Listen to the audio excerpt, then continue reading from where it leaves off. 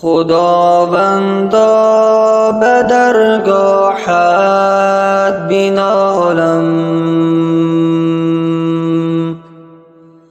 همیشه هستی تو آگاه ز حالم.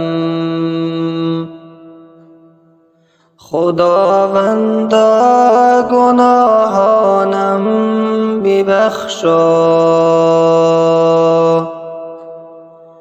که من یک بنده آشفته حالم.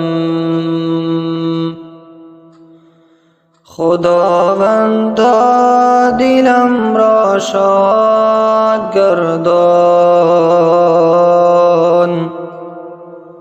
دین و دنیای من آباد گردان. اگرچه بنده پر از گناهم،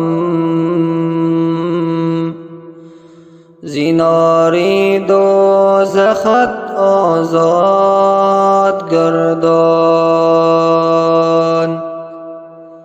به وسواس لعین رفتار کردم،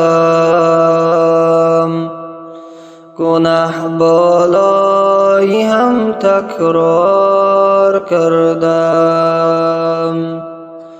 خدایا توبه من را قبول کن،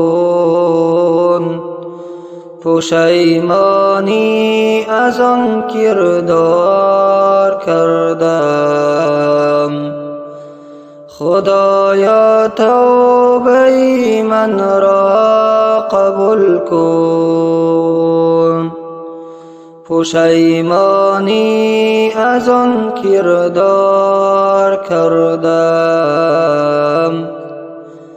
خداوندا به درگاهت بینالم،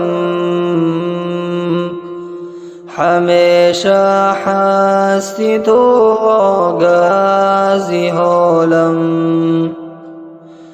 خداوندا گناهانم ببخشا،